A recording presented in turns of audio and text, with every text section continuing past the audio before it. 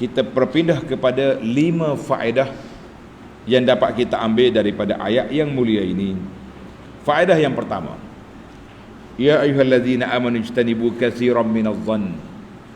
Wahai orang-orang yang beriman, jauhilah banyak daripada sangkaan-sangkaan itu. Jadi kalau sangkaan buruk itu dilarang, maka kita kena bersangka baik dengan orang. Bersangka baik dengan orang. Tengok orang ni orang beriman, kita kata aku sangka baik dengan dia. Maknanya aslu, tulis kaedah. Al-aslu, asal orang mukmin, orang Islam baik. Sehingga kita jumpa bukti, evidence, qarinah menunjukkan dia tak baik, barulah kita jauhkan diri daripada dia. Kita kata orang ni tak baik ni, ada banyak masalah ni, menipu lah, scammer lah, macam-macam, barulah kita lari. Sebab Tuhan tak larang semua sangkaan. Sebahagian daripada sangkaan itu dosa, bukan semua. Jadi kita mengatakan bahawa ada sangkaan yang kita kena sangka buruk apabila orang itu memang berperangai buruk. Dia ni hati-hati dengan dia ni, saya tak percaya ni. Jadi kita boleh langkah berhati-hati. Tapi dengan orang mukmin mesti, dengan ahli baik kita sangka baik. Kita bersangka baik. Jangan mudah. Maka Allah Taala tak kata di sini, tak kata apa? Sangkaan itu semuanya salah. Jadi kita mengatakan zan, sangkaan itu ada 2 kategori. Yang pertama dia panggil zanna khairin, menyangka baik kepada orang yang baik, itu dituntut. Menyangka buruk kepada orang yang memang buruk, itu juga sepatutnya. Kita kena ambil langkah yang tepat lah. Jangan saya tak boleh sangka buruk dengan orang, walaupun kawan itu memang buruk pun, menipu, sangka baik lagi. Sangka baik apa pun, jangan sangka baik. Baik, yang kedua, Allah Ta'ala sebut wala tajassasu, jangan kamu tajassus. Apa dia tajassus? Tajassus ni maknanya kita mencari-cari keburukan orang, mencari kelemahan orang. Itu dilarang dalam Islam, tak boleh. Tadi hadis Abi Daud kita dah baca, bahaya sekali man tatabba'a aurata akhihi, siapa dia mencari keburukan saudaranya, nanti Allah Ta'ala akan dedahkan keburukan dia pada di akhirat esok, ataupun di atas dunia lagi pun dia dedahkan dalam keburukan. Kita mengatakan ini satu perkara yang cukup menakutkan kita. Sepatutnya begitulah para jemaah sekalian. Kemudian ada beza di antara tahassasu. Coba tanda ni pelajar. Dalam Quran Tuhan kata fatahassasu.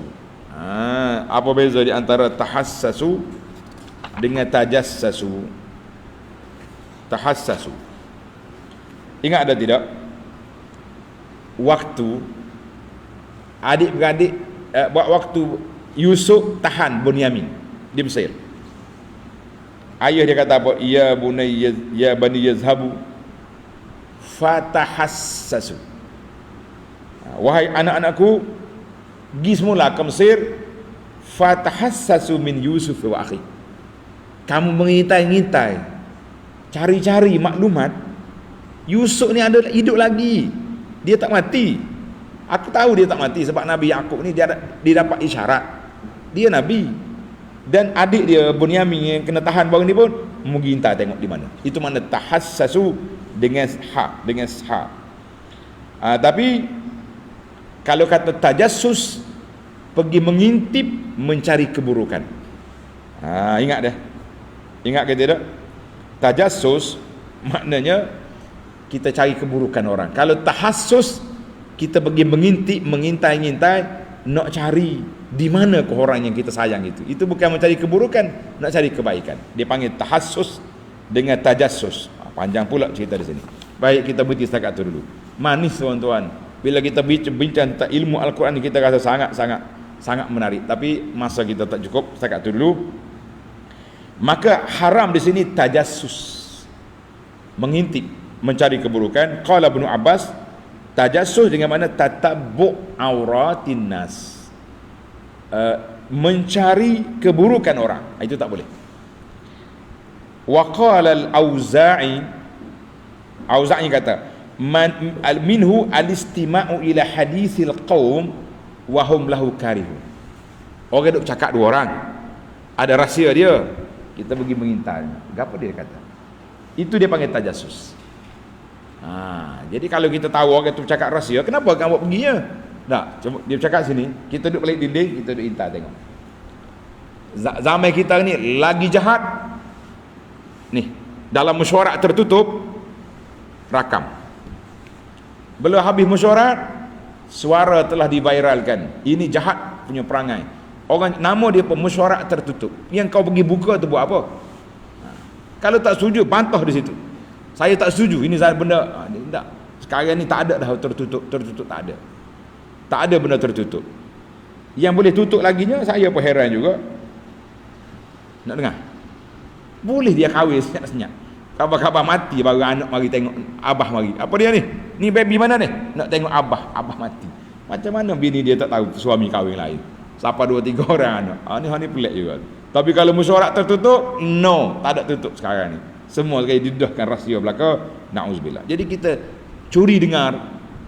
Ni apa lagi kalau kita attack email orang ke, Facebook WhatsApp orang yang tertutup ni, jangan, itu dosa besar. Dia panggil tajassus itu. Walaupun dalam dia boleh ambil password orang masuk. Jangan main-main. Yang ketiga, wala yaghtab ba'dukum ba'dha, larangan daripada mengumpat. Maka di sini wajib kita menjaga kehormatan diri saudara kita. Banyak sekali hadis-hadis yang menyebut tentang kewajipan menjaga kehormatan diri saudara bila dia tak ada. Kita duduk dalam majlis, orang kutuk sahabat kita, wajib kita kena mempertahankan. Tak kira lah majlis rasmi ke, majlis tak rasmi ke, majlis grup WhatsApp ke, orang kutuk, kita lawan. Tapi kalau dia ada sekali, dia tak lawan, tak salah kita. Sebab awak ada, kenapa awak tak pertahan diri? Itu di antara kewajipan seorang sahabat, mempertahankan saudara dia yang dia tidak ada di situ. Hari ni dah, kalau kita ada dalam majlis orang kutuk sahabat kita, kita pula tumpang sama. Anggut, sengih-sengih, bukan nak mempertahankan, dia pula kadang-kadang jadi juru tambah garam. Dia tu memang gitu. Dia tu gitu. Maka mengumpat itu haram. Apa dia mengumpat? Nabi sallallahu sendiri telah memberi definisi mengumpat, zikruka akhaka bima yakrah. Bila kita sebut hal saudara kita yang dia tak suka, nama dia itu mengumpat. Dia tak ada. Tapi kalau kita sebut tu memang tak betul, itu nama dia bahat tahu, kamu telah memfitnah orang itu. Maka orang ini dua-duanya dosa besar, dua-duanya makan daging manusia yang sudah mati. Wal iyazubillah. Allahu akbar. Yang keempat, Allah kata, inna khalaqnakum min zakarin wa unsa wa ja'alnakum syu'uban wa qabail. Allah Ta'ala kata, aku khalaqnakum wa ja'alnakum. Tengok, inna khalaqnakum, kami menciptakan kamu, wa ja'alnakum, dan kami jadikan kamu. Tengok, dua kali. Khalaqnakum min zakarin, aku cipta kamu laki-laki perempuan. Wa ja'alnakum, kami jadikan kamu kabilah-kabilah. Ulama tadabbur kata fihi isyaratun, ayat ini menjadi isyarat ila adami jawazil iftikhar, tak boleh kita bangga dengan keturunan, jangan. Lianna zalika laisa bisa'yikum, kerana keturunan ni bukan kita usaha. Aku berusaha nak keturunan Nabi, berusaha nak keturunan Abu Bakar, keturunan nak keturunan Umar.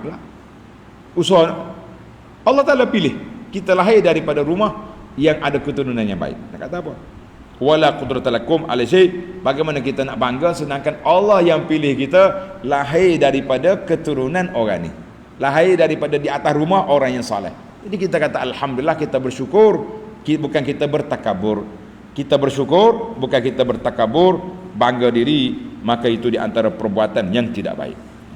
Jadi Allah Ta'ala sebut di sini kabilah-kabilah itu untuk mengenali, bukan li ta'araku, bukan untuk kita kelahi. Allahu akbar. Ada buku yang saya tulis. Mana buku ni? Nama dia Rahmat dalam Perbezaan. Tuan-tuan ambil buku kita ni.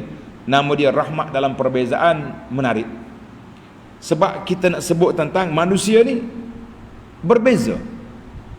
Nak jadikan manusia satu tak mungkin. Melayu pun berapa rupa ada. Ada hak hitam, ada putih, ada hak keping, ada mancung. ada tinggi, ada kenek. Melayu tu. Kira lah. Ada rambut kotak, ada rambut betul. Dia kata apa? Itu satu kabilah baru, Melayu nama dia. Jadi tiba-tiba kita nak satu, tak mungkin. Maka bagaimana kita menangani khilaf, bagaimana kita menguruskan khilaf itu supaya tidak berlaku perbalahan. Cari tajuk dia rahmat dalam perbezaan.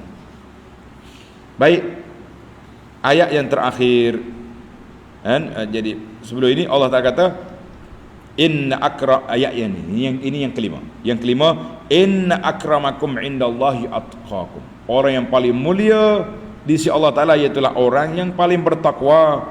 Maka Allah Ta'ala kata sawab la yanbani ala hasabin wala nasabin.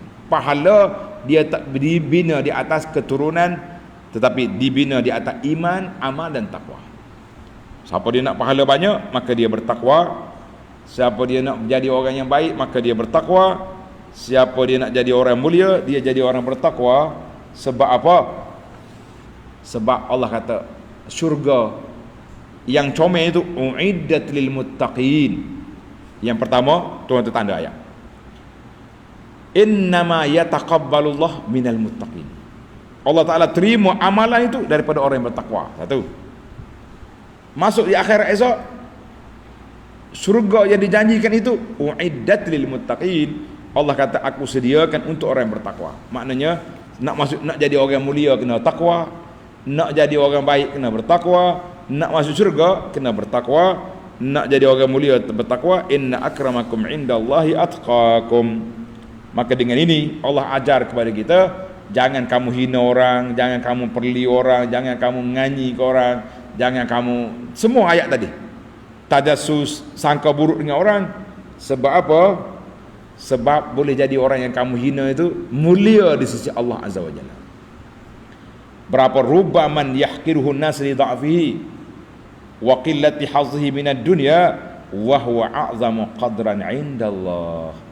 Berapa ramai orang yang kita hina, kita ejek dia, kita perli dia, kita nampak dia tak ada apa atas dunia ni, serebeh ya. Tapi dia besar di sisi Allah Azza wa Jalla. Sebagaimana kata orang, ada orang yang tidak dikenali di bumi tapi dikenali di langit. Allahu Akbar. Biarlah kita dikenali di bumi, disayangi oleh ahli bumi dan disayangi oleh ahli langit.